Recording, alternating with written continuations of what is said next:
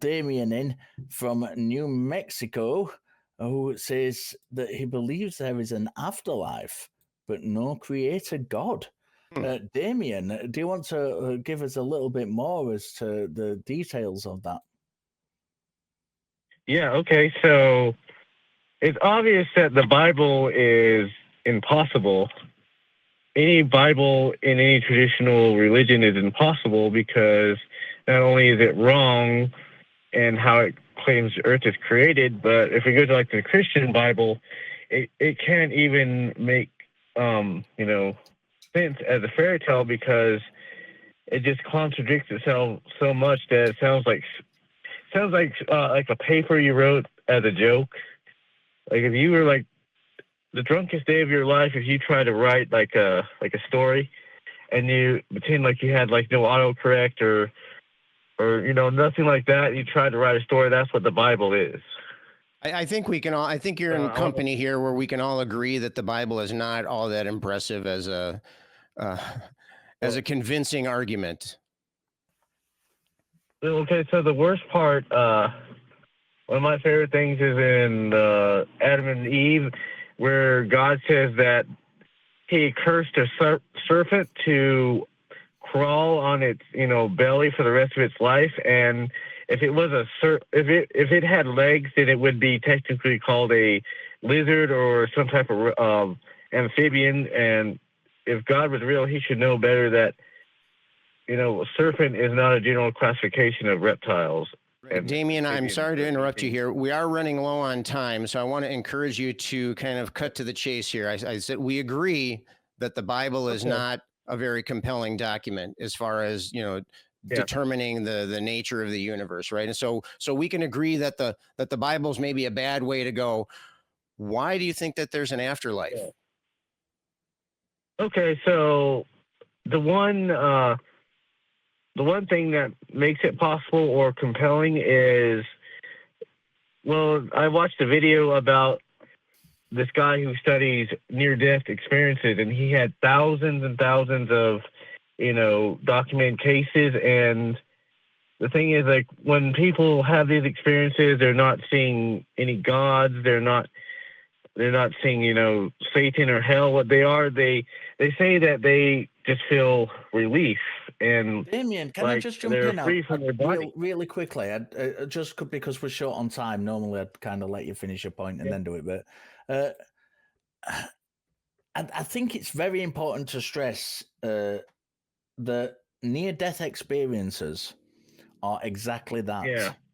They are near-death experiences. They are not medically people who are, they're not legally, should I say, people who have died and come back from the dead. In fact, there are no confirmed medical cases. That is zero confirmed medical cases of people who have been pronounced legally dead and come back from the dead without it being an error on a clinician's part, falsely reported, and then it's been found later on.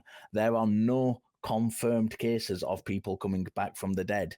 Near-death experiences can be accounted for, I think, if you look through the literature and kind of bypass the more biased kind of orientations of people who are trying to make money off it by publishing books on the subject.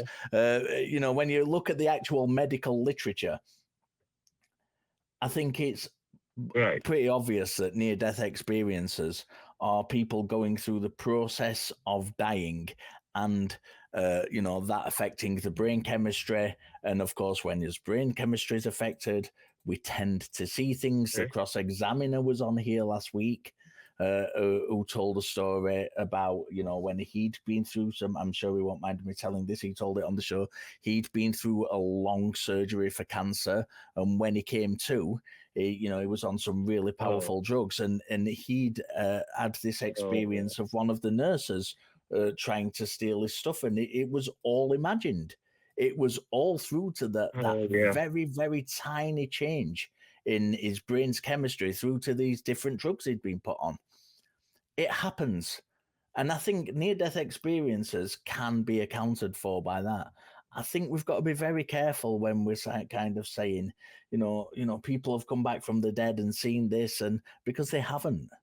And that is such an important clarification to make when we're talking about NDEs. NDEs are a really good subject to talk about. They're really interesting. There's a lot of good study we can do behind them and kind of get behind, and it needs a lot more research into the subject. But one thing we do know for certain is that nobody has ever come back from legal death. Oh, of course not. Okay, so Scott, do you want to kind of jump in? Yeah. I just wanted to add in a couple things. First of all, thanks for your call. I appreciate the call. I as well am interested in near-death experience stories. I agree with Richard that none of them, they're all near-death experiences. They're not actually death experiences, right? And so that's an important distinction there. I would encourage you to look at some of the work by Oliver Sacks or V.S. Ramachandran. They're both neuroscientists. And, the mind can do many, many amazing and counterintuitive things. And so the more you know about the mind, the more it seems reasonable to suggest that maybe these experiences might be because of chemical imbalances, oxygen deprivation. Who knows what can happen in your brain when you're in a stressful, dying situation. I would ask you this. We know lots of ways that those things might be something other than an afterlife experience. We know that there are faulty processing in our memory. We know that we can have, we know that we can be delusional. There can be psychological issues. We know that there can be chemical imbalances that will cause hallucinations. We know that reporting can happen. Mistakes can happen. Maybe the way the stories are reported is incorrect. We know that people can embellish stories when they tell them, especially when it's something special and really cool, and they want people to look at the story and say, "Oh wow, look at this thing happen." It's super easy for human beings to enhance their stories. We can misremember things. We can adopt other people's memories. We can, there's hundreds and thousands of different things that could happen that we have documented evidence that could be the cause of these experiences. So the question we want to ask then is, how can we justify the claim that it's more likely that they were dead and came back to life? As Richard pointed out, we don't have any documented cases of that happening. And so the probability that something like that happened might in fact be zero.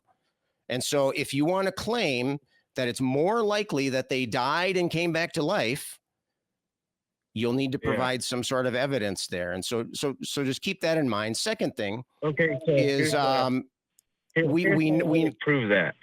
Sorry? Here's what I would accept as proof. Okay, so say if you had a number on a piece of paper, you wrote it and you put it in a box, and then some people you don't know from, like, let's say if you had like 100 people have a near-death experience, like all around the world, and they came back and they said, "Hey, I saw you, I was there, and I know what number's in that box." But Damien, don't you think there are other candidate explanations as to how they know that? Yeah. Because I can think of several, which are all more likely than people dying. Listen, Damien, it's been a great call. Call back next week. Let's continue this conversation. We have to go. It's nothing to do with your call. It's just simply because we've run out of time.